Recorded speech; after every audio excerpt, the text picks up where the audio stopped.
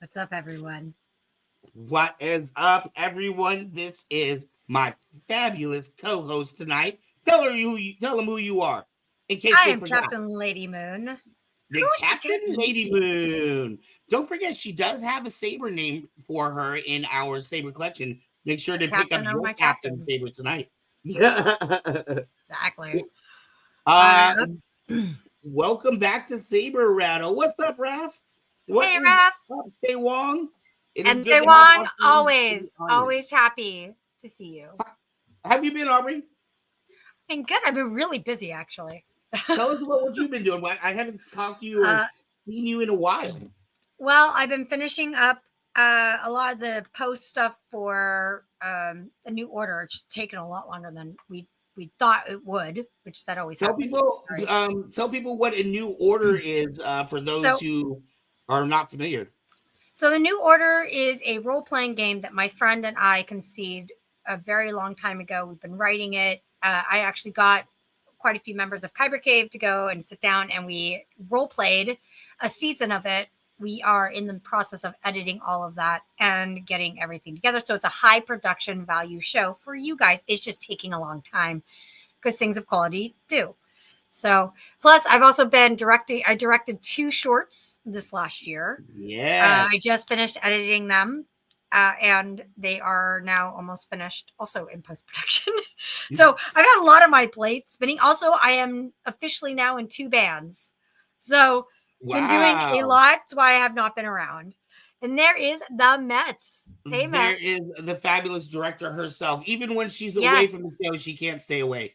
she's also in the New Order, and she has been. It's been her and I. One of the reasons why the New Order has taken so long because it's been her and I doing all the post production, and that Right. takes a long time.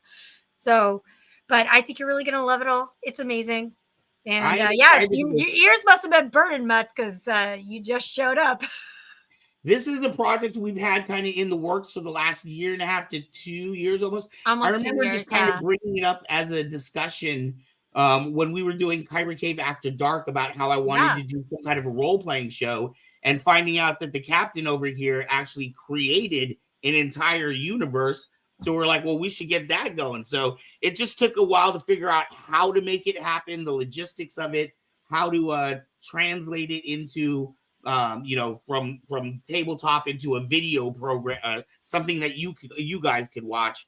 And then, of course, we have our fabulous director Mezzo, who is doing editing and making this all beautiful for camera. So I So will be yeah, excited one when of it the rolls reasons out. it's not completely live. It is edited. Also, we've been doing backgrounds. We've been making this a very high quality film, or like almost like a film for you guys. So it's not just live streamed. It's not just something you can do like, or that we could have done it live streamed, but we somebody is going through the. I just did that Oh, van. you did all of them? Sorry, I was I did doing it. all those already. I was already on it, buddy. Nay, Duran. But yeah, don't worry, I've got it. The too many cooks. But yeah, so we we really wanted to make sure that it's very high quality. That's why it's taken so long for it to get out. We already filmed it. We're gonna get. We also, anyways, we are gonna have everyone come back in. We're gonna do it a second season, finishing it up because it ended on a cliffhanger.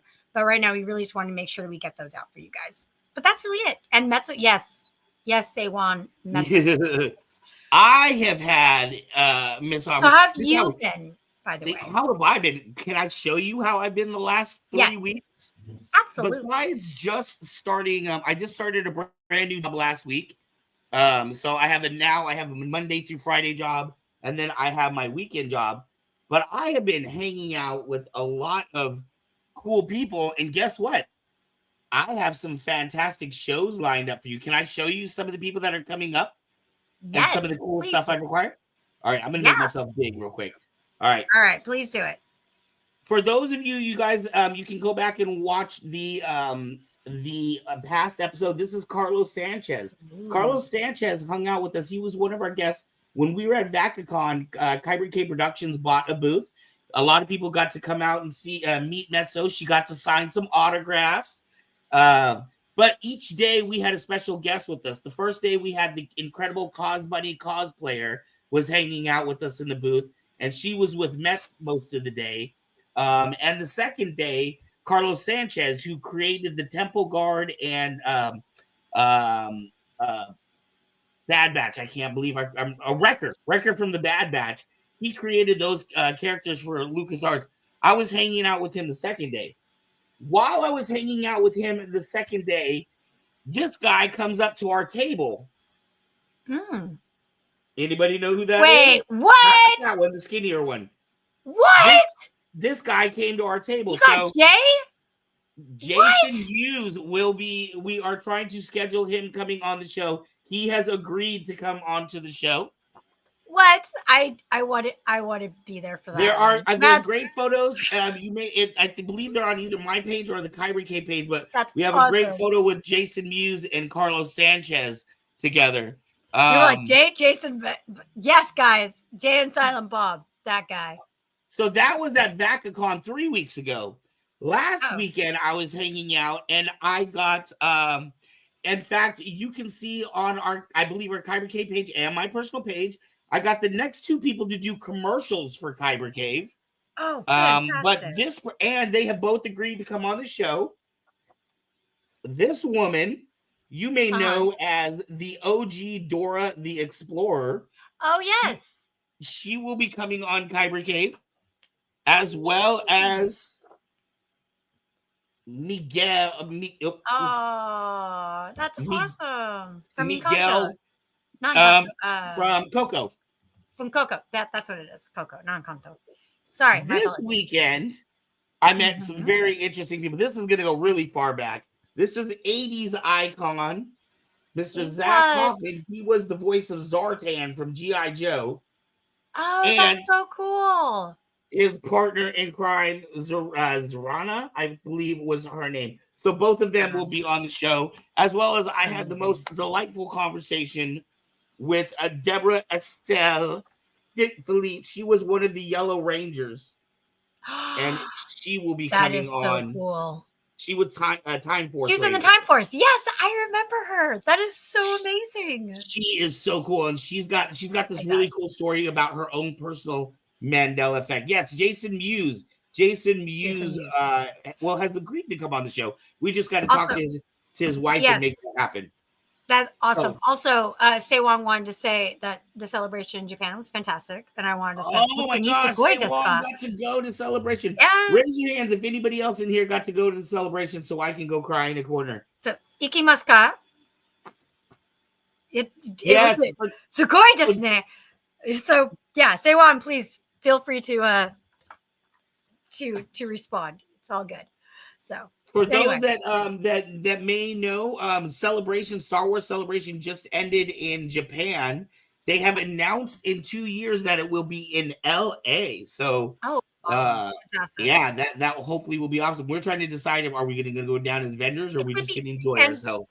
And Star Wars Day is next week, which also happens to be my birthday. So it's awesome. Woo-hoo. And Audrey Hepburn's birthday.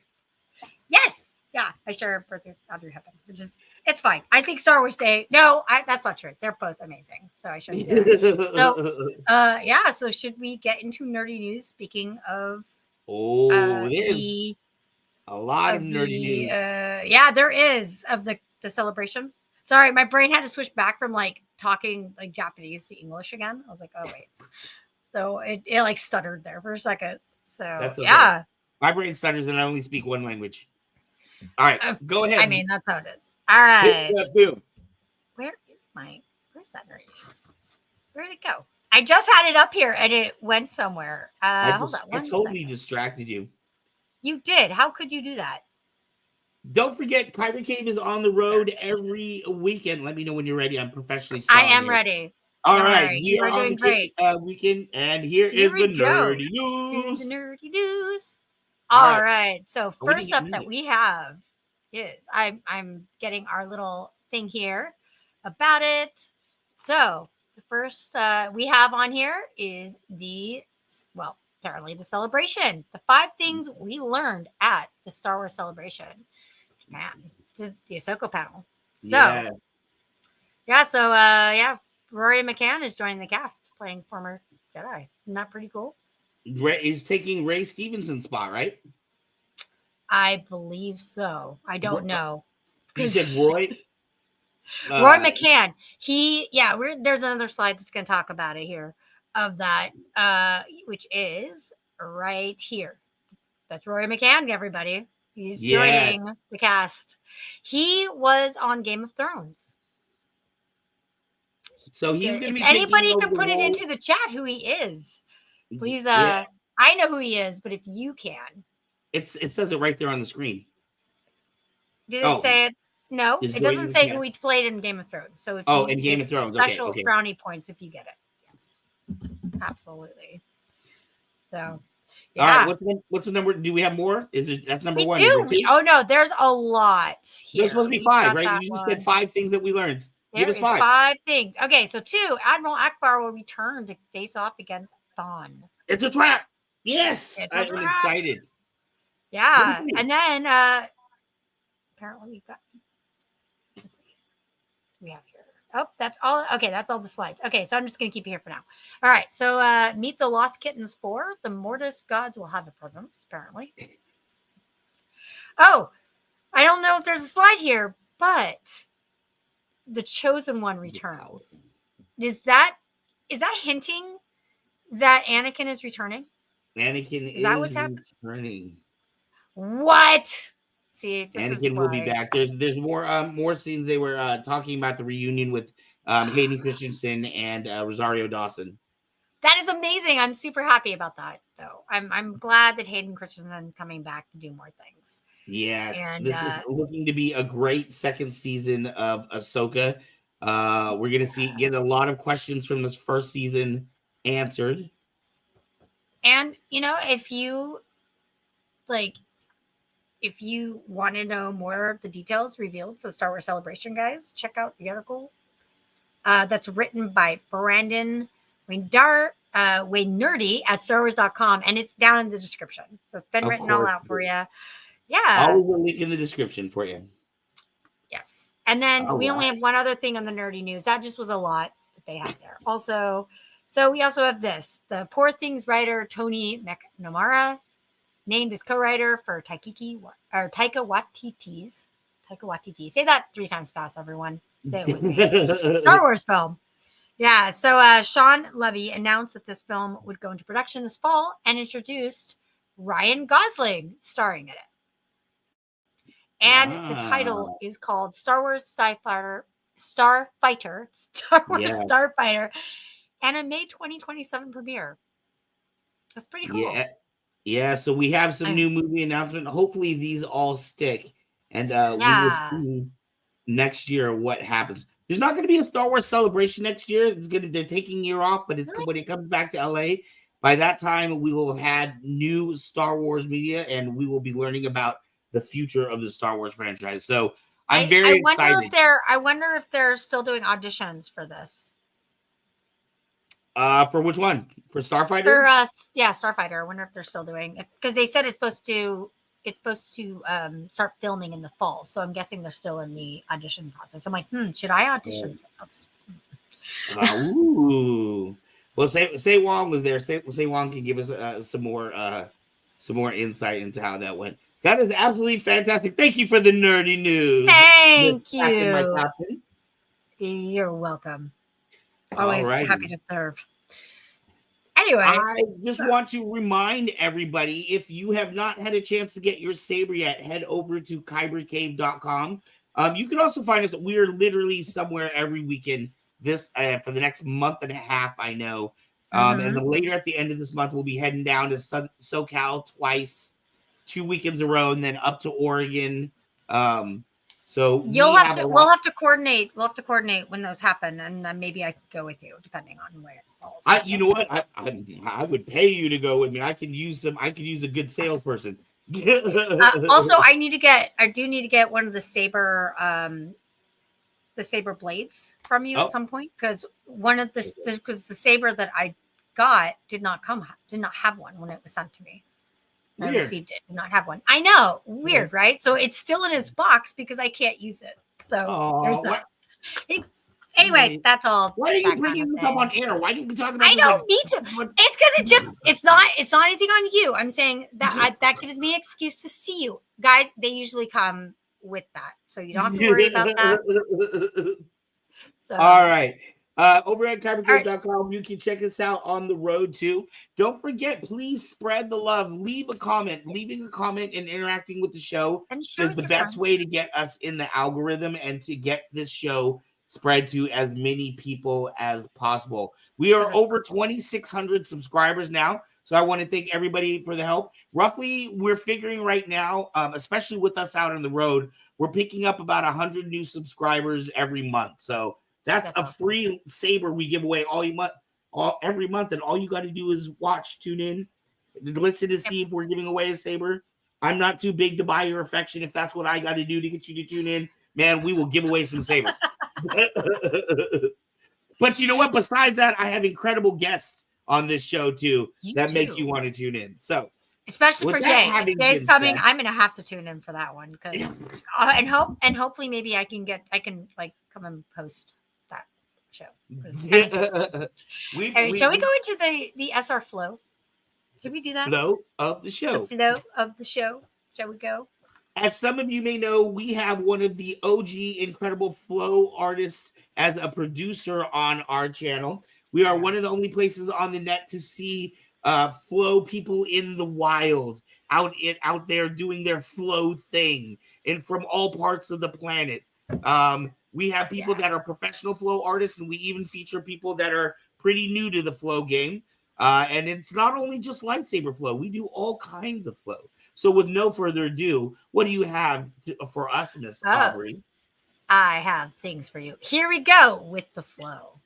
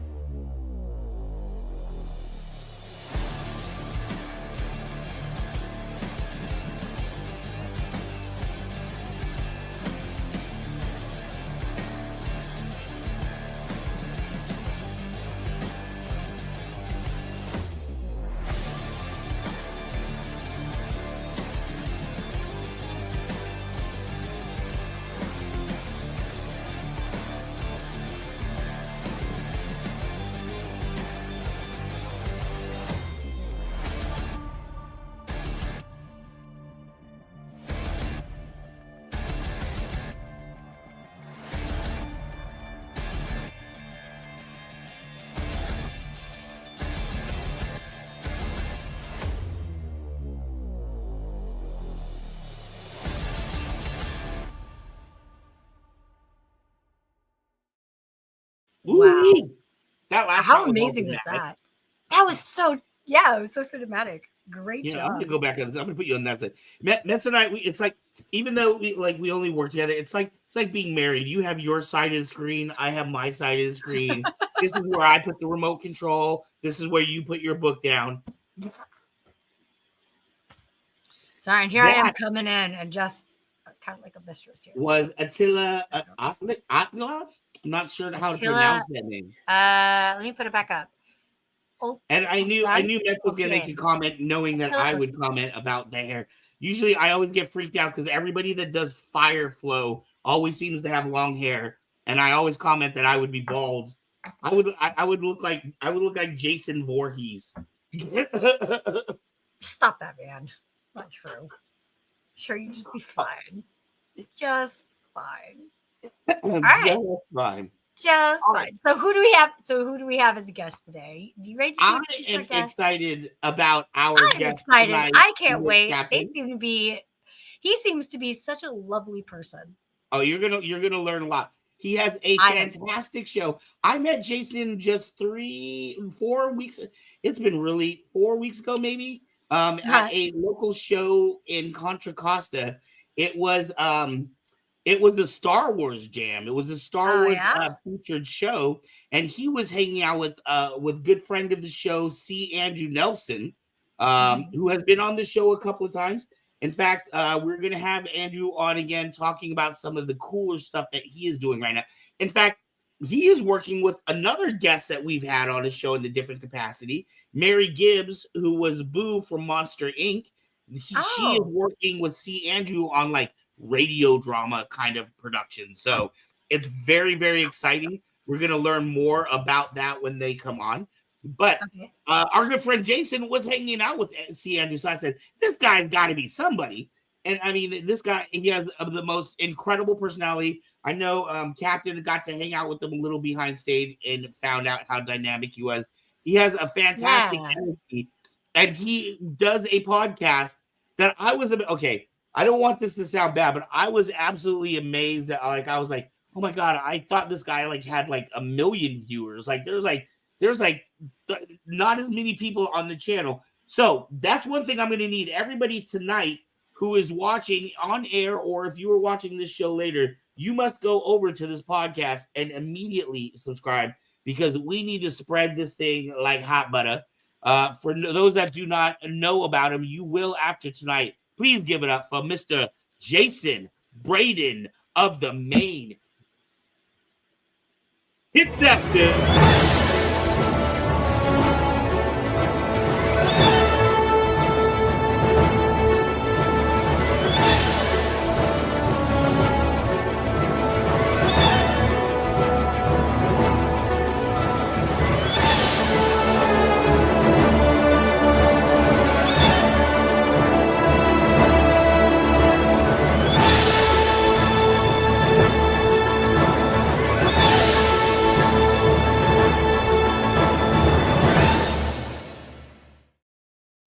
Woohoo! What is up, Daddy-O? Hey, Van, how you doing? It's good to see you. And you know what? I have to say, before you even get any further, I am still dripping with butter from that intro. That was amazing. Thank you so much for that introduction. That's how hot you are. I love it. I love it. And yeah, it is a little bit of a small fan base right now, but those listening, those watching, check us out. It's a lot of fun. You would be amazed that the quality of guests that he has on his show within the first few episodes. It took us like 4 years to finally get those people to agree to come on our show. The first time I ever met you, you're sitting with C. Andrew Nelson, so I was like, okay, he's got to be somebody. I mean, he's hanging out with the homie, right? Who, me? Little old me? No, come on. Well, for those that don't know, tell people a little bit about what Main Gate Magic is. Well, Main Gate Magic was started as sort of like a little side project, and it still is. It's nothing that I do for a living. It's just something that I do for fun, because I feel like there is more magic that is needed in this world, and we do our best to try to spread that with the love of Disney and everything under its umbrella, including Star Wars, obviously. Marvel, Pixar, everything. And the journey was kind of an interesting path, that like what led me here. Right. And it's a fun story, and if you want, I can tell you. If not, we can save it for another time. But it was sort of like, one thing, led to another, and actually the introduction that I got from Andrew was originally through a friend of a friend. Technically a friend of a friend of a friend. And you were mentioning the production company that he and Mary are working on. I'm actually a part of that production company as well. It's called Adventurous Ideas. Well, see, there and I'm we go. I'm one of the associate producers. So that is one of the fortunate things that I've been able to do, is travel with Andrew to these conventions, meet the same people that you meet, like Jason Mewes, which I'm still plotzing over, by the way, because I'm a huge Jay and Silent Bob fan. Playing Call of Duty right now, they just released skins of both of them to play as characters in Call of Duty. So amazing. Right. And yeah, I mean, a lot of these people I've just been so blessed and excited to just meet in general. If I was just meeting them alone, that would be amazing. But the fact that they are kind enough and generous enough and welcoming just to be like, oh yeah, I'd love to be on your show. That sounds like a lot of fun. Right. And we do. I mean, they're just like, they say, hey, here's my contact information. Let me know when you want me to be on. And like you said, the list has been incredible, and it's been a lot of fun so far. Right. In fact, I believe you're getting ready to have one of our favorites that we just recently had come on our tiny little show here. Am I correct? Yes, you are correct. You recently had. There's the man himself. Oh, is he his chatting? ears were burning. I know that he was kind of waiting in the wings. We were texting before the show, so yeah. And Andrew's definitely become he and his friend Jerry. I knew Jerry before I met Andrew, but he's the one that introduced me to Andrew. But we have all become great friends since all this happened, and I was fortunate enough to be there with them at the inception of this Adventurous Ideas company. So if you guys get a chance, check out adventurousideas.com. Quick plug. That's all I'll talk about for now, because I know you guys are going to probably hype it up when he's back on the show. Yeah, and Andrew, we still got to get you booked for that one too. So I'm happy you are here checking this out. Yeah. So keep going. So I forget what the last question is. I'm sorry, I get on tangents and I just completely lose well, track. we were talking about Main Gate Magic and what it was and kind of what led you to creating this podcast. Now, let me ask you: did you have other podcast experience before this? Have you done other radio shows or radio background or television? No. But one of the reasons why I got involved with Main Gate Magic through the friend of a friend of a friend is because I have always wanted to do voice acting. For many, many, many, many, many years, people have always said, man, you got a great voice and you do these great impersonations and stuff like that. Why are you doing the job that you're doing? And I'm like, because it pays the bills. You know, I had no other explanation, because voice acting, it's not an easy thing to get into. And, you have to audition, you have to work hard, but I already had a full-time job that paid the bills, so I was kind of good where I'm at. But now it's starting to pick up. And through all that and the conventions that I've gone to, I met another crew of misfits called Walt's Apartment from the Disney Universe podcast. And I got to be on their show at one point, and it inspired me to make my own show. Oh, wow. And I asked Sean, who was one of the main guys on Walt's Apartment. So Sean, if you're out there and listening, hello. And thank you, of course. But he was the one that kind of helped me get everything started. I asked tons of questions. I think normally people would do like a lot of Google searches and stuff, but I just asked everything. And he's like, oh yeah, this is what I use. And this is, the package that I signed up for. And this is how I get it all on the audio stuff for Apple Podcasts and Spotify and all that. Right. And now I'm doing the same thing. And I am where I'm at. And I am incredibly blessed to be where I'm at. I just wish that we could get a few more viewers here and there, because like you were saying earlier, the comments that people leave in the show, not only does it help the show, but it also makes the show a lot more enjoyable. Right. I know for myself, the reason why, part of it has to do with life and schedules and things like that. But for anyone that decides that they're going to do a YouTube show at some point, you've got one of two choices. You can either do a live show or you can do a pre-produced package show that just comes out and it's already created. The advantage of doing the live show is there's sometimes a lot less work. There's a lot less editing that needs to happen. What happens. And, in that hour, that's what you got. And then you can move on with your life and prepare for the next show or what have you. With a pre-produced show, those tend to take a lot more time. You're going to spend a lot more many hours. It might take more people involved. So you really have to make that decision on what direction that you're going to do. Did you have a talent for like interviewing people, or what was the podcast format that attracted you? Why that in particular? Well, as part of Adventurous Ideas, and one of the stories that we actually have coming out, I think summer this year, is a story called Heroes of Extinction, that Mary Gibbs is actually going to be a main voice in that show.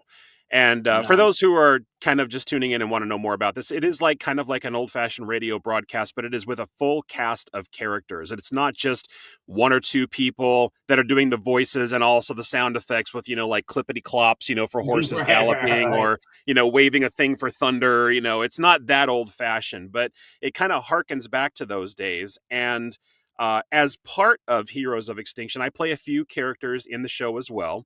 And I was also given the privilege of interviewing all of the different actors, and of course the writers and the director, and Andrew, who was the director and narrator of the show as well, in a sort of podcast series called The Lowdown at the Down Low.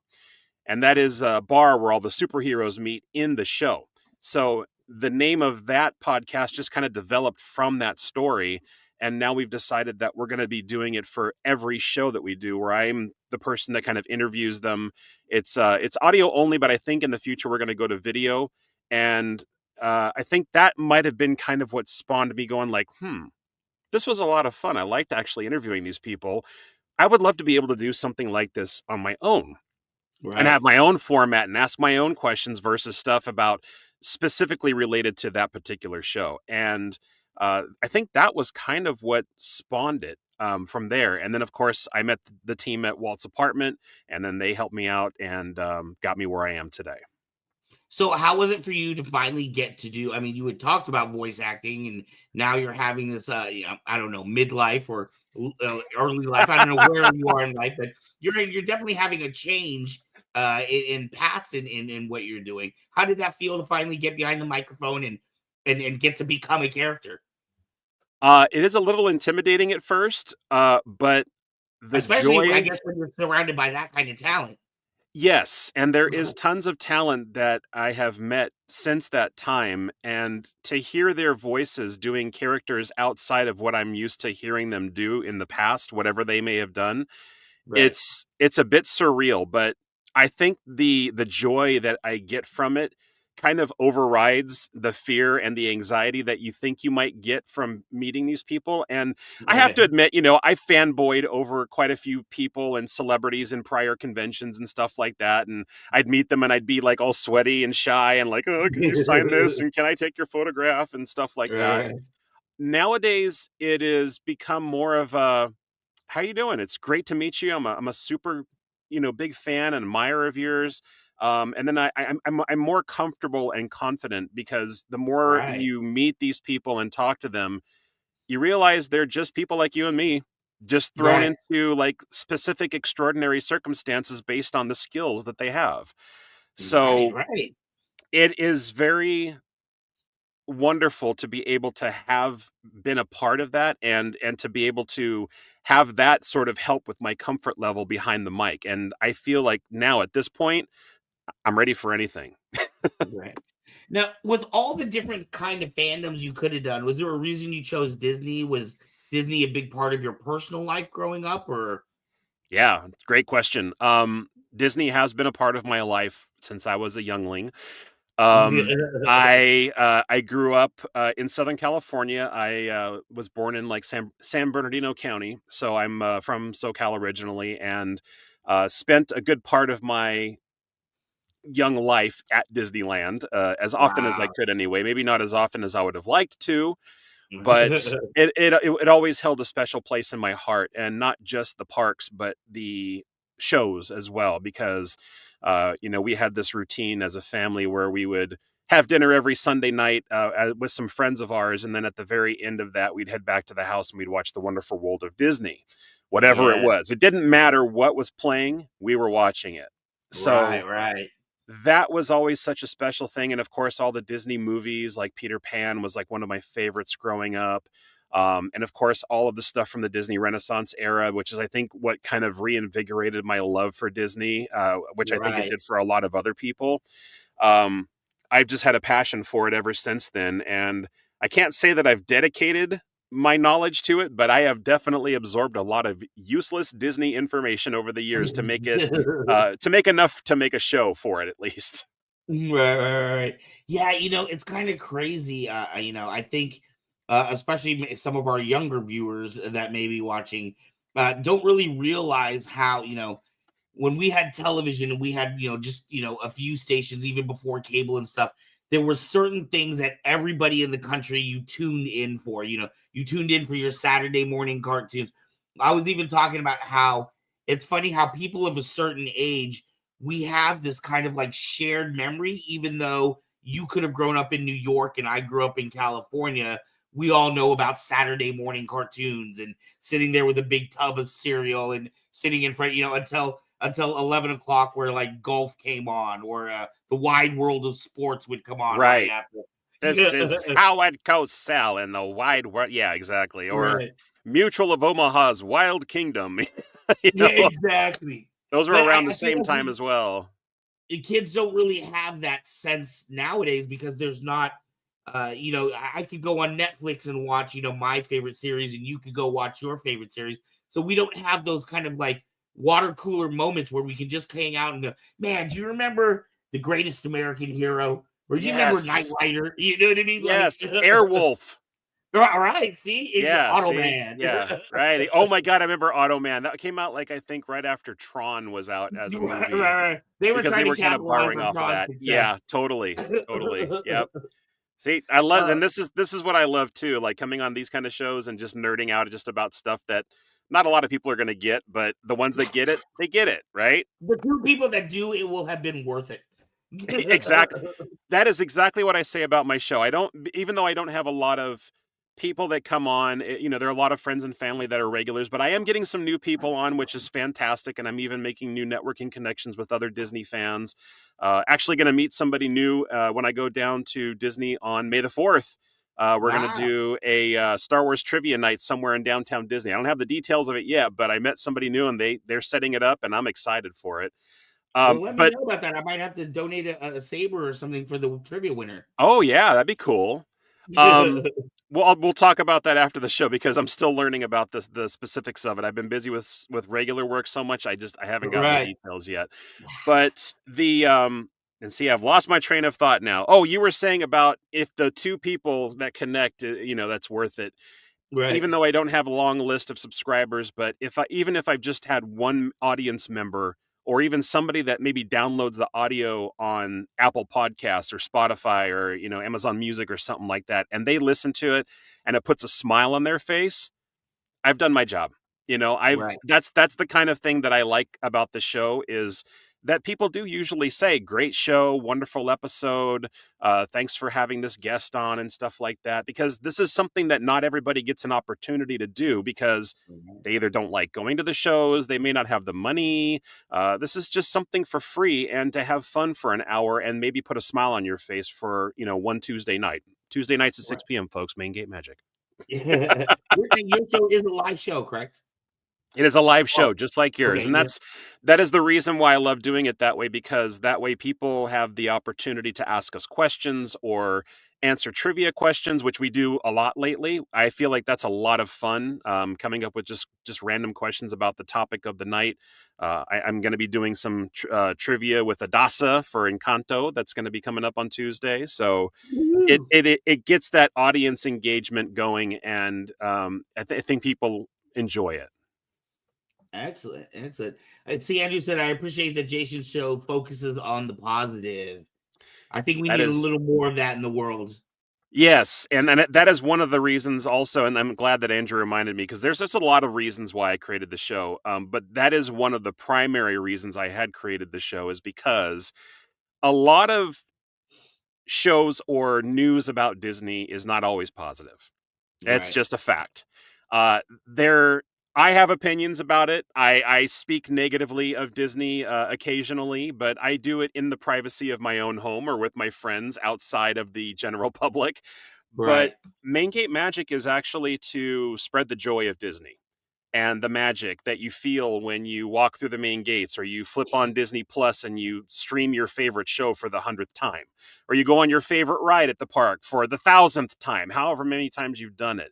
That's the kind of thing that I want to portray in my show. So that way we're not saying like, oh, Disney sucks and I hate how they did Right. this and it's horrible how they, changed this part of the ride, or they did a different version of this movie or deleted a specific scene. It's like, I get it, but it's not about Right. everything. It's not Right. everything. So we just try to focus on the moments that do actually make, because here's the thing, and this is a great message I hope for everybody listening. They may change stuff. They may rewrite stuff. They may delete scenes. Actors may not be your most favorite person, but guess what? You're still going to go see it anyway. A lot of people, they're going to whine and complain and they're going to gripe about it and they're going to fall in line with what the social media is saying. But then when it comes to streaming it live and it comes available to like your local streaming service, you're going to be like, all right, let me take a look at it and see what it's like. And you might even like it. Right. So that's the whole message, is that regardless of all the negative news, there is still some magic to be found. And that's what we try to talk about. We did a convention 2 years ago here in Fairfield, and we brought in Eric Voss from New Rock Stars, and I asked him about, there was a lot of criticism at the time about the Marvel She-verse or whatever, and I asked him about, about his show, and he said that, regardless of whether you like something or not, there was a lot of people that put their heart and soul into a movie, and that's why he doesn't necessarily talk negative, because there's a lot of positive things that can be said, even on a project you don't necessarily like per se. There's so Right. much, that's still good about a project. Absolutely. So Absolutely. And I'll give you a case in point. I met Bill Morrison a couple of years ago. He is a Disney artist that has done many, many cover art for home video covers. And specifically, he's also the same guy that did the Little Mermaid cover that became such a the controversy. controversy. I saw your face. It was a very big controversy because of the image that was portrayed on there. And Right. I'm not going to give the full story. If you guys actually want to hear the full story and know the reason why and how it happened, watch my show. It's on YouTube. Just find one of the past live episodes, and he does actually explain. But back in the day, people saw like, oh my God, do you believe that this is what they drew? Disney is just perverted, and it was a disgruntled employee. And I'm like, nobody knows that. It's like you don't know what to believe because people just start spewing things out that are like, oh, it's horrible, it's ridiculous. Right. But the story that he gave behind the scenes and the reason why it was obviously not intentional. It was, I'm just going to clear the air right there. But the story behind it is so much more interesting than the negative impact that it had in the public. So that's what I encourage people to do, is to kind of listen to those stories, understand that is an individual person that, regardless of what the news said or what an article read, there's more to it than what you're hearing. Right. I find what I love, and it's some of the, I guess some what the people would say maybe is the negative of the Star Wars community, but one of my favorite stories is about Ahmed Best lately, who was Jar Jar Binks, and for so many years he was in a deep depression. I don't really want to go into that part of it too much, but let's just say, a lot of people, he felt bad because of the interpretation, but now he's 20 years later, as we're coming on the reunion of Revenge of the Sith and all of those prequels, he's now a beloved character. Jar Jar is actually loved now, and he got to be redeemed as Kelleron Best, who saved Grogu during Order 66. So it's kind of also the same thing happened with Hayden Christensen for a long time. He was kind of in hiding because a lot of, he got a lot of negativity, but now he's just absolutely loved across the Star Wars community. So things can change over time too. Yeah, and I wouldn't even care. I mean, Jar Jar Binks is definitely not my favorite character in the Star Wars universe. He's very clumsy, obviously, and a little annoying. But that was what his character was meant to be. And it was just a reason. And I can't see any reason, like if I was ever to meet Ahmed Best and actually have him on my show, I wouldn't let that interfere with actually getting him on at all. Right. So, but it's funny how people actually view the actors behind the characters, and they personify them as the character versus an actual person. Because I've even met a lot of people in real life that have played villains who are like the nicest people in the world. You would think that they're like, oh my God, they played such a bad guy, such a good bad guy. They must be like that in real life. No, they're not. They're not. In fact, most of the people that I've met that play bad guys, they're amazing people. They're like happy and complete opposite of what their characters are. It's really neat to see the perspective. Right. Have you met anyone yet that kind of changed your perspective on them, or maybe you had a preconceived notion of who they might be, and then you met them and you're like, oh wow, that person was absolutely not what I thought they might be? No. Not in the least, because these people I am meeting face to face at conventions and having just sincere, open conversations and just being myself. And I kind of already get a sense of their personality, and I think almost everybody that I've asked has agreed to be on the show has said, "Yeah, I'll be on the show." And there's no change from the moment that I met them in real life. It's not like they put on convention face and then there's Right, right, something right. completely different elsewhere. But I can say that they're very busy, and sometimes communication can lapse a little bit, but that is something that I try to accommodate for them Right, versus them accommodating for me, because they're doing me a favor, right, and right, thereby also the people that are watching and listening, doing them a favor, as well as sort of just sharing their stories to the public, just for fun. And I always tell them that it's just for fun. It's just a conversation like you and I are having. But right, no, there's been no expectations from anybody that I've met, because I don't like to set up those kind of personalities before I shake hands or bump fists. I don't right, like right, right, to right. judge them based on what I've heard or a story I may have been told before. It's not fair. It's not what we should be doing as human beings, I think. Right. What do you think has been your biggest growth since you started this?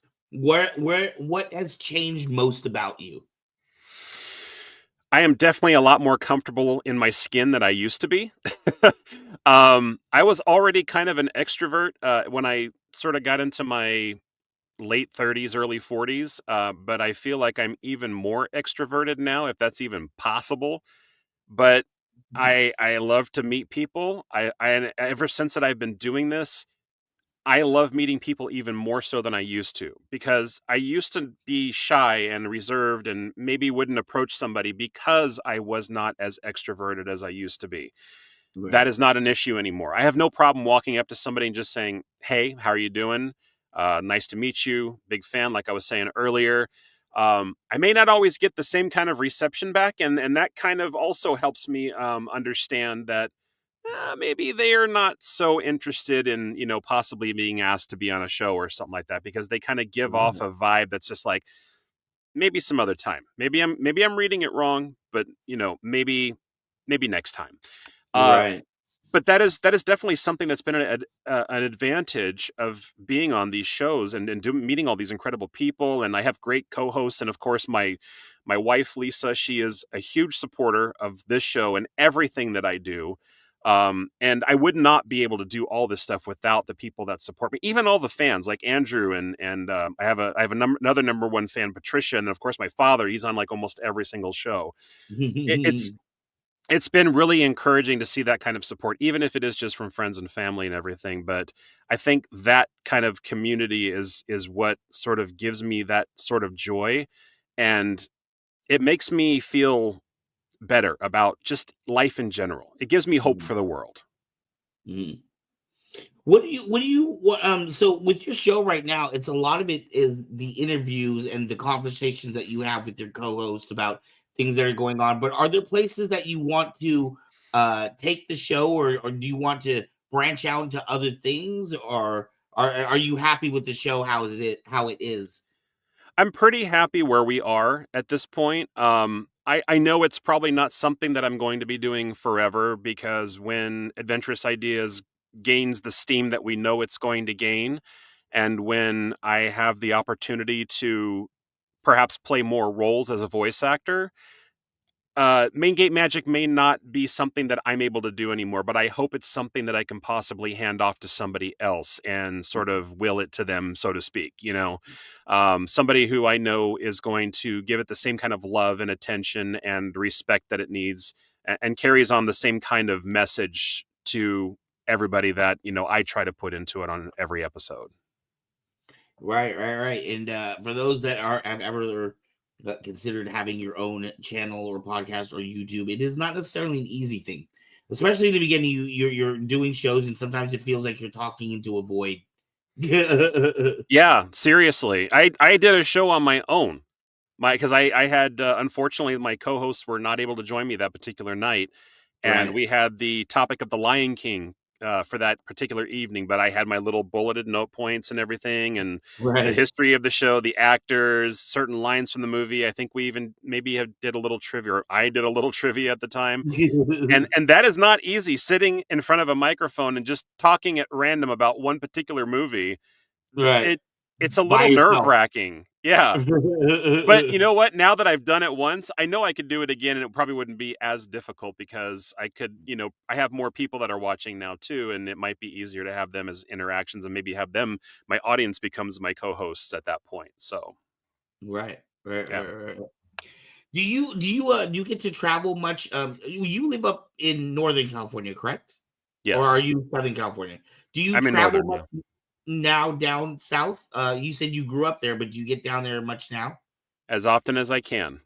I would be going a lot more this year, but unfortunately, my full-time job, they have a vacation blackout period, so I've been kind of on Wow. lockdown for vacations, but it lifts at the beginning of May, which is the reason why I'm going down for Season of the Force, and lucky enough to actually go to the last Star Wars night at Disneyland on May the 6th. So, Wow. um, my wife and I are annual pass holders, or excuse me, magic key holders, and we have the inspiration key. It's the highest one, so we go down as often as we can. And she's not always able to go, so I've taken a couple of solo trips here and there. But it's something that I have no problem doing because there's just so much to do and see and hear and feel at Disneyland that will always bring me back, no matter what. And That is, there's I no find that manner of amazing. distance that can keep me away. I find that amazing. Like people that go multiple times and find different things and find that joy every single time. Do you still feel like a kid? Like, do you ever want to go back with like cousins and stuff like that? That is so odd that you're actually asking about going with cousins because on my trip for the 5th, I am meeting up with one of my cousins for that particular day. Him and his girlfriend are going to meet up with me, and we're going to hang out for a little bit. So, hey, Trevor, if you're watching, hello. What's up, Trevor? Yeah. So, yeah, and he's a very talented guy. He's a book writer, and he's a fantastic guitar player. Plays a lot of stuff from Iron Maiden. I hear him riffing off of stuff on his Facebook channel every once in a while. So but we haven't seen each other in, gosh, I don't know, maybe 7 or 8 years. So it's going to be fun to reconnect with him. And yeah, I mean, I like going just because it does make me feel like a kid again, and that is the main reason why I named my podcast what I did, Main Gate Magic, because there is a certain feeling for those who know when you scan your ticket at the main gate and you walk through and you see the Mickey floral and then you hear the train coming down and the Disneyland Limited, is like pulling it's like with a grand circle tour around the Magic Kingdom, all aboard. Those Right. kind of things, those sights, those sounds, even the smell of the steam as it's letting it out, when it comes into the station, all of that Wow. stuff just makes you like the rest of the world just disappears. It goes bye-bye. That's So crazy. that's I what it guess does for me. that. Wow, I've never really thought about it. I guess if you grew up around it and you've gone multiple times.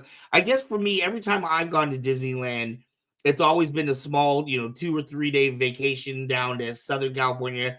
So you're in, you're out. You try to do as much as you can, but you don't Right. really take the time to stop and really appreciate and enjoy kind of like what you're in because you're so busy rushing from one ride to the other ride and trying to make sure everybody in the family has gotten to do their thing. And, you don't stop. And I guess maybe, if you were there multiple times in a year, you could really just sit on the bench and look at the flowers and, absorb the sounds going on around you. You could sit in Walt's bench. You could just, yeah, do exactly what he did. Just grab some popcorn or eat a hot dog, one of his favorite snacks. Fun fact about that one, I can tell you in a little bit. But there, and that's me at the park too. Is like, I'll even if I go on a solo trip, I'm still talking to people. I'm still making friends and saying, "Oh yeah, did you know this about this ride? And did you know this that the tick tick tick you hear at the New Orleans Square train station is actually Walt's opening day speech," and all sorts of just random, fun, useless facts that I just love sharing with people because it's just not a lot of people know that, and it's kind of fun to see the reactions on their face because that's one of the cool things about Disneyland is that Walt said Disneyland will never change. It will never stop changing, is what he Right. said, and that is present in the rides and what they are constantly refurbishing and adding and subtracting, of course. But it's also relevant in your experience every time that you go. So when one experience changes in the park, it might also change for you. You could go there and be like, oh, I remember when it used to be like this, or wow, this is Right. really cool. And you have a new place to sit and watch. And experiencing that yourself is one thing, but seeing it and observing it through the eyes of somebody who's never been before is Right. magic. That is something that is my favorite thing to do, is see it through somebody else's eyes for the first time. Right. Kevin Hogan says having a season pass and visiting SoCal relatives is great for frequent dining at Disney, but not so fun needing reservations now. Yeah, reservations are a little bit of a pain, and unfortunately, Disney penalizes you now if you make a reservation and don't meet the reservation. They actually put you kind of Oh, in a little Disney timeout and oh say no. you can't make a reservation now for a certain period of time. So yeah, Mhm. these are the kind of things that we all know that we don't like, and it seems evil on their part. But yeah, reservations are a bit of a struggle at times, especially for restaurants. Restaurants, and that may have been what he was talking about. Sorry, Kevin, if I Mm. sort of got off track. I have not been able to dine at the Blue Bayou, and I can't tell you how long. I don't even know if we've eaten there since we got our passes last year. And Wow. you can do like a walk up, but then you're waiting in line you're waiting for your reservation or your time to come up for like an hour, or maybe no, like more like 3 hours. So yeah, Wow. it's a little difficult, but when you can get in, it's enjoyable. Part of generation is sit on the Pirates rides telling new visitors about the changes to the Pirates robot chasing each other. Yep. There have been many changes to pirates over the years, and a lot of people rolling their eyes and controversial stories of like, why change it? And well, this is the reason why. And believe me, I get every single reason why they did it, but Right. I know that not everybody's happy with it. And that's perfectly fine. Everybody's entitled to their opinion. Right. So it's just, they have to try to change it for a new generation, and also a different perspective on human opinions, because we are definitely getting a lot more sensitive now as human beings as we evolve. And it, unfortunately, Disney was, not always PC about things as we are today. Was it Right. wrong back Right. then? Who knows? Difference of opinion, different era, different year, different time, different thoughts. Right. So Yeah, it kind of is it's what it funny is. how I think about some of the movies that I grew up with in the '80s that just absolutely could not be. A movie like Airplane could not be made, nowadays, or practically Blazing anything from Saddles. Mel Brooks. Yeah, Yes, yeah, it plays exactly. that Blazing Saddles, absolutely. Yeah. That is like one of the raunchiest and most inappropriate movies ever, but it is still funny. To me, And it is still what's funny. even like some of my absolute favorites that you don't really think about it at the time, but I think about like probably just about everything John Hughes has written. If you really look at it, there's some pretty inappropriate stuff happening in Yeah, some of these movies. it was mostly about teen angst and everything, but it had a lot of bullying in it as well, in certain Right. shows. But yeah, it had some messages as well, for sure. What was that about Roger Rabbit, Kevin? Ryan now has Jessica Rabbit dressed as a detective instead of the movie's red dress. Yeah, because apparently the red dress was a little too revealing for folks on the ride. Well, I think that whole movie in general is, not necessarily, it's one of my. In fact, we are doing a show in Ontario in a couple of weeks, and the voice actor for Roger Rabbit is going to be there. Very No excited kidding. about that, and Oh, also Diane Franklin, who was in another one of my favorite classic '80 movies, Better Off Dead. She's gonna be there as well, so which that will character did be. she play? Was she the mom? She was Monique, the Oh, French she was Victorian Monique. student. Right. Yeah, I absolutely love that movie. That is an Um, incredible movie. Yeah, that is a Christmas. Crash, man. Sorry, you blew up your mom, Ricky. All right. Yeah. What is the most pleasantly surprising experience you've had in the parks? And what's one of the most pleasantly surprising moments you've had during your show? Ooh. Oh, Andrew's always yeah. good with the questions. Thank you for asking, Andrew, and putting me on the spot. I really appreciate it, buddy. Love Better Off Dead. He says, yeah, me too. Just another guilty pleasure. That and One Crazy Summer. Oh yeah, both Yeah, the top 5 movies. yep.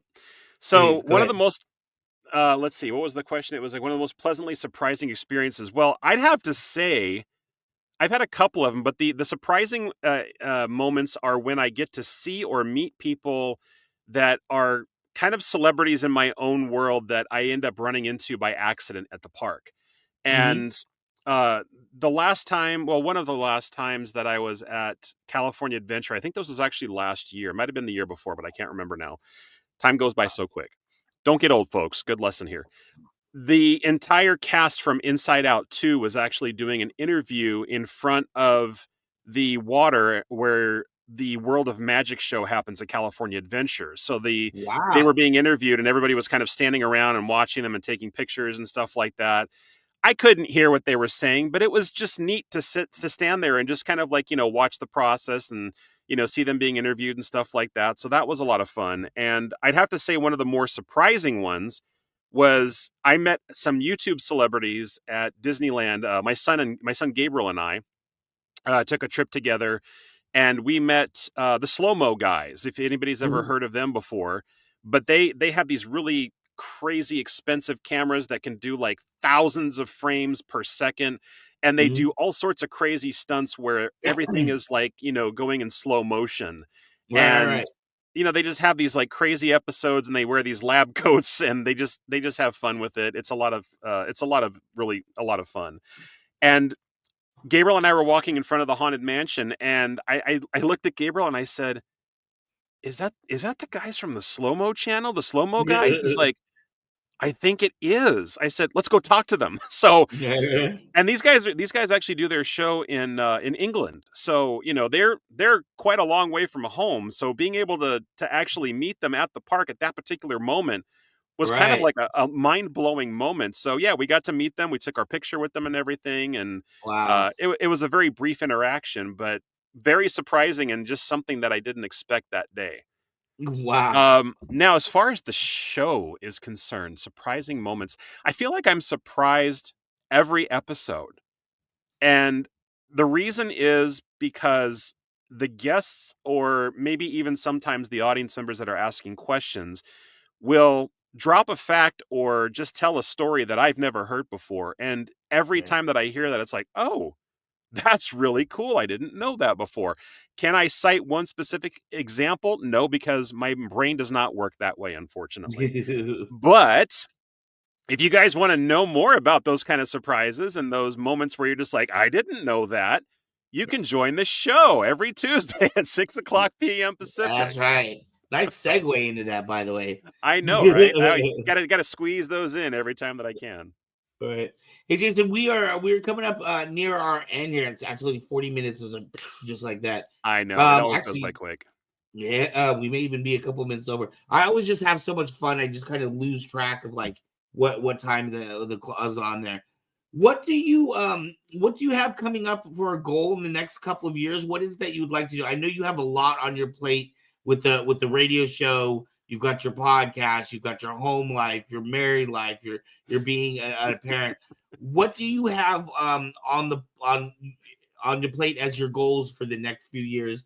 And do you go out where people can meet you? I know I met you at a convention, but is that Yeah. something you do often, or how does that work in your life? I go to the conventions that Andrew goes to where it's mostly local. The stuff that he goes where it's out of state is something that I don't usually do because, it requires travel, money, etc. And, Right, I think the people that invite him to these shows out of state, he's being invited and, they're flying him out there. I would have to right. pay out of pocket, and it's not always easy to do that, especially considering that we're talking about moving pretty soon. Wow. But, yeah, I do still go to other places. I've done one other appearance at a place called, I think it's called Bricks and More, and it's a Lego store, like a secondhand Yeah. Lego store that's in San Ramon, California. And I Oh set up yeah. a little table there and had a ton of business cards, some media, and just telling people about the show, the kind of guests that we had. And I think that was I was advertising Irene Bedard coming on the show. That was like kind of like my big sell while I was there, who did the voice of Pocahontas. And Oh, okay. so I would love to be able to do more of those kind of promotions where I just have a table for myself and the Right. show. Obviously, I have to get some more materials to kind of like show it off a little bit big. Bricks and minifigs. Thank you, Andrew. That's what it was called. Yes. And so more appearances like that where I'm not just, kind of like sitting on the side table as, Andrew's quote unquote guest handler. Because not that I don't appreciate it, because I now have a very large collection of lanyards and tags from all the Right. different ones I've been to. But that, and also I would just love to see the guest list get bigger. I love the people that we've had on the show so far, whether they're an artist, a voice actor, live action actor, theater, singer, whatever, it doesn't matter. I have enjoyed every single show that I have done. It's been a pure joy to have them on there. And I am very excited and looking forward to seeing who else I can see again. I've met some amazing people, some people that have said, yeah, I'll be on the show, but I'm still trying to reach out to. I'm hoping to grab them and get them on. Right. And I just hope to see the show grow so that way more people can, appreciate the message, the magic that we're trying to put out there, and just Right. have that kind of appreciation about what we're trying to do. Right. And you are doing fantastic things. For those that don't know, you better ask somebody. Make sure to check it out on your favorite web streaming service or on YouTube. That is Main Gate Magic. Is there anything anybody else needs to know? I know our fabulous director Metz and of course the Captain Lady Moon. Usually they'll put in the description. We'll have all your links to your different places to check you out. But is there anything you want to leave people with? Wait, hold on. Kevin says Comic-Con goer walls look like Predator movie trophy room, but instead of skulls, it's con Yeah, lanyards. it's like when Yeah. Predator's holding up the spines, like, ah! I get the Spines of reference and I cons love it. past. I absolutely love it now. But yeah, perfect. And I'm sorry, what was the question? Is there anything You want else? to leave any things? Leave anybody with the? Is there anything you want to leave people with? Yeah, Sorry, I just can speak the language. I promise. no, I get it. It's late. It's Sunday. Got to go back to work early in the morning, so I'm not looking forward to that. But if you guys actually want to learn more, of course, we've talked about it before. Tuesday nights at 6:00 p.m. Pacific. Join us live on either Facebook or YouTube. That's where we stream. Exactly what I'm doing right now. I'm actually streaming this to both of my YouTube and Facebook pages.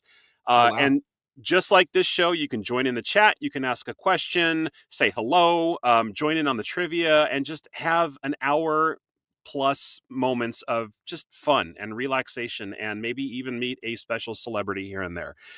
We are on TikTok, on Instagram, Facebook, YouTube, and then, of course, we have our audio shows, which are available on Apple Podcasts, Spotify, Amazon Music, and also the Podcast Network. So you can check us out there. Just look for Main Gate Magic. We're the only one with the fancy little blue logo and the little Main Gate icon on there. So, And when you that's got a it. DASA on again? That is this coming Tuesday, 6 p.m. Pacific. Everybody, make sure to tune in this Tuesday. When you tune in, make sure to subscribe. Adasa, if you did not see, we've got her on our listing on our channel.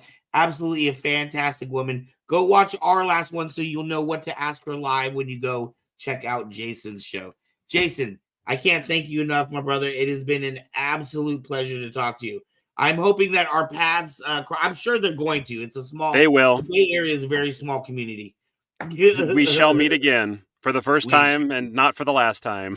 To quote Spaceballs. Jason, Yeah, but thank you so thanks. much.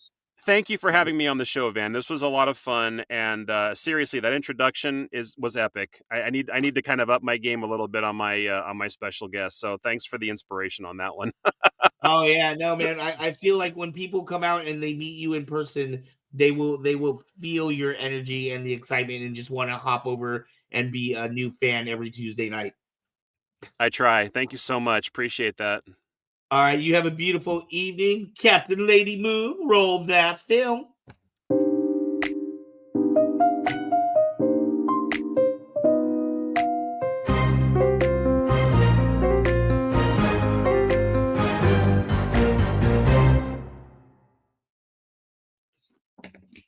Dun, dun, dun, dun, dun.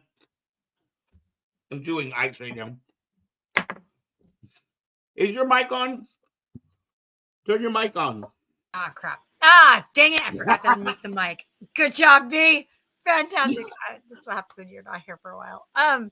Yeah, no, Jason was so fantastic. There were so many moments I wanted to like chime in. I did a little bit in the comments, but like I couldn't help myself. But I just loved listening. It was so much fun. And yeah, that intro was epic. Matt, you outdid yourself this time. Well, thank you. And Van, you both outdid yourself. Yeah, one thing I wanted to say was the whole Lion King thing. I was like, well, dang it, Jason. I wish we had known each other. I would have helped you out with that because that is my jam. Lion King is one of my absolute favorite Disney movies, and I know so many things about it. So, but yeah, it is. Yeah, when you're doing a show by yourself, it's definitely like looking at a void. I was like, I'm with you there. So yeah, right. So it's a whole different experience. I know. I can't wait to watch one of his shows. I can't do it this Tuesday. I'm doing this Tuesday. He has Adasa on live. So if you did not get a chance to talk to her live when she was on Saber Rattle, you can talk to Adasa on with Jason. That's another person. You want to talk about someone who was like absolutely inspirational. I don't know what they're going to talk about, but she has an incredible story about. I mean, she literally almost lost her life before coming on the movie Encanto. So, oh yay, oh yes, yeah. Well, there you Jason go. Just said it was so lovely. Excellent. Oh wait, I think he just said something else. Wait, what? No, he didn't. Okay. No, I was just really enjoying listening to everything that was being discussed. It was really, really fantastic. And on that note, next Sunday, we have of course we have fantastic guests every week, but next Sunday we have an unusual one. It is, as some of you may know, May 4th, next Sunday. Of course, that's like our Christmas around here. Typically, in years past, I've always had Star Wars actors on that night. This year, we're going a little different direction. This is somebody that I've known online for like 4 years now, but I've never met in person. We've never actually talked. But he does a podcast in Egypt, and he is a huge Star Wars fan. And I just want to know, like, how does anybody cosplay Darth Vader in Egypt? Like, I could not do it. I don't know. That's crazy. Kylo Ren, are you crazy? So, awesome. Yusef Wave, he does a Star Wars podcast out of Egypt. He will be our special guest. I want to say it's going to be like 4:00 in the morning when he comes on for him because their hours are different. So he's getting up like hella early in the morning to do this interview with us. So I'm very, very excited. Yes, that will be next Sunday on Star Wars Day, of course. Yeah. And Miss Aubrey's birthday and Miss Audrey's birthday. Yes. All of it. Just party all around. Yeah, so Van, do you want to play a game? I do. Oh, okay. And everyone in the audience could play too. Can you guess what this is? It is Guess That Character. All right, please put in the comments now which character you think this might be. Who could it be? No lightsaber battle in the park. And no lightsaber battle in the park. Anytime, anywhere, buddy. All right, so I'm gonna put my guess in the. Yes, put the guess in the chat. I cannot guess. I already know who it is. This So. Any hint? Do I have any hints for you? Let me check if I've got the hints. Hold on. 1 second. Well, Tarkin. Sewang says Tarkin. Mine was completely different than Tarkin. What was yours? I didn't see yours. Mine's in the private chat. Oh, in the private. That's a good guess. Am I wrong? It's a good guess. You're completely wrong, but it was a good guess. Amazing guess. Okay, so here's Sewang's. And here, where are you going? Yes. Oh, sorry. I'm sorry. That's all right. It's all right. It's all good. Sith Inquisitor from Ahsoka. All right, and then Obituary 1. Obituary 1. Wow. What? Obi-Wan. Okay. Well, all right. I love it. Obituary. That sounds like when you're doing like a mashup of like Star Wars and horror. I love it. Oh my gosh, it's so funny. Obituary Watch. That is now going to be his new 'cause- name from now on. It's because he leaves obituaries everywhere he goes. I hate this autocorrect. And It's the so autocorrect came up funny. wrong. Yes. Oh my gosh, Raphael, it's not your That's fault okay, right Raph. now. It's okay. You're totally fine, Raph. All right, so that's right. Obi-Wan's a good guess. Yeah, Obi-Wan is a great guess. All right, you ready? What's our answer? Oh, I don't think anybody could have come even close. I don't think so either, but let me tell you a little bit about him. So All right. Karsanasi is nicknamed Fleet. He was a famous human male soldier and an expert pilot born in the year of 3994 BBY on the planet Talos 4. Really? Talos 4? Come on. Really?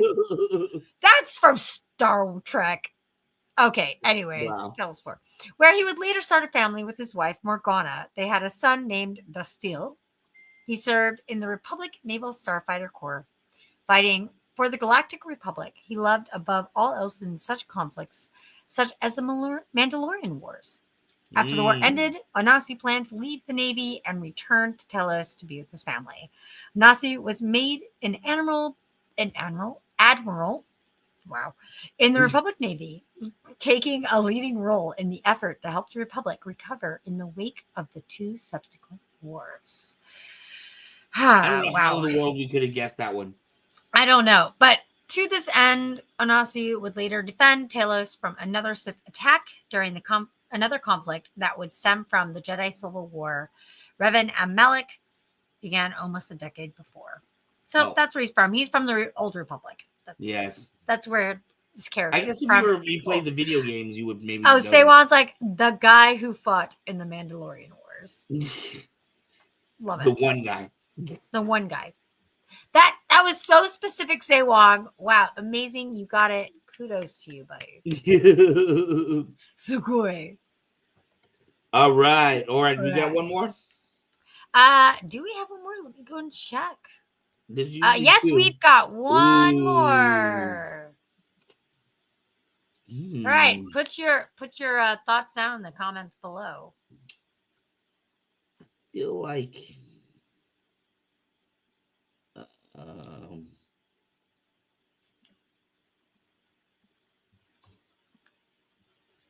okay, I don't have a specific name, but I'm going with the group here. Is that correct or no? Let me check. All right, people, please put stuff in there. Great guess, man. Great guess. Is it wrong? Yes, absolutely. Darth Buckethead. Seiwan, I love your autocorrect there. I love it. It's amazing. Earth Malak. Just amazing. Earth Malak. Earth Malak was one of the oh man. I know. And the Mando that picked on main character Mondo. Okay. And then Darth Malak, that's a good guess. Yes. Oh look, someone else. See, Rob, it's not just me. On the same level. I know. I love Mandalorian. It's amazing. I love it. All right. Any more guesses out there? Any more guesses? Anyone want to choose? And roll the drums. All right. Seiwang. You are correct. No way. Yeah, Seiwang got it. Wow. Good job, Seiwang. I know. So Darth Malak was a human male who reigned as a Dark Lord of the Sith during the Jedi Civil War. Before becoming a Sith Lord, Alec was born on the planet Quelli in the Outer Rim territories. When the Mandalorians attacked his homeworld, he escaped the battle and fled to the Galactic Republic. Later on, when the Republic fleet attacked the Starforge, Revan, a retrained Jedi, boarded the ancient super weapon and confronted Malak in a lightsaber duel that resulted in the Dark Lord's death. So, thought that was his chin cut off, or his whole jaw cut off. Yeah, I mean, there was some stuff that was going on there, so that is our game. That can Woo! Those were really both hard, but awesome. man, I gotta give Say Wong his props, man. He pulled that. Dude, I Say don't know Wong, that how. was amazing. I don't know how you got that, Say Wong. Get that. You did fantastic. Excellent. I want to thank Yes. everybody for tuning in this week. This has been You. fun. So thank you so much for coming on, Miss Aubrey. Absolutely. I really enjoy it. I And love having I'm you gonna on. have to I start feel coming back you know what's so funny? more. I was just talking to actually I was talking to her, Miss Deborah, the Power Ranger, about Hearts of Oh, Kyber earlier today because we were talking about mental health. And actually, oh she's a yeah. really big advocate for mental health, and she gives out these little bracelets and stuff like I'm that. sure, But especially after JDF. Yeah. yeah. So we had a really good discussion. I can't wait to have her on Oh, the show. But sweet. I was telling her about Hearts of Kyber earlier Aw. and what we used to do. For those that don't know, if you haven't had a chance to check out some of our other shows, our good friend Captain Lady Moon here was a host on one of our, I mean, on many of our previous shows. I actually loved doing Hearts of Kyber. I was super psyched for it. I really enjoyed doing it. It was I fun. felt like that was the one like educational thing that we did. Like we were actually, it was fun. And you know what's funny?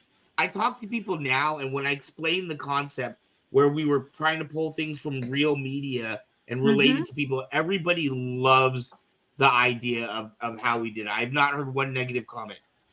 No, a lot of people liked it actually. People that we had as guests were asking about it. Like, what happened to it? When are we coming back on? Oh, we You should bring know. that back. Have a reunion show. Yeah. Cyber reunion. All Anyways, right. all right. You I want ready to thank to you, our special guest, of course, tonight, Mr. Jason Yes, Braden Jason. Thank you from so Main Gate much. Magic, and of course, Captain Lady Moon, who was here in place of our fabulous director, Mezzo, who will be back. She will be back next week Next week, right? for Yeah. May 4th. Make sure if you need a lightsaber still, you can still head to kybercave.com. We might still be able to get it to you before May 4th and make sure all Yeah. your needs are taken care of. Thank you so much for hanging out with us. You got the talk of the Yes. town. Talk of the town. Getting it for you. All See right. you next week, y'all. See ya.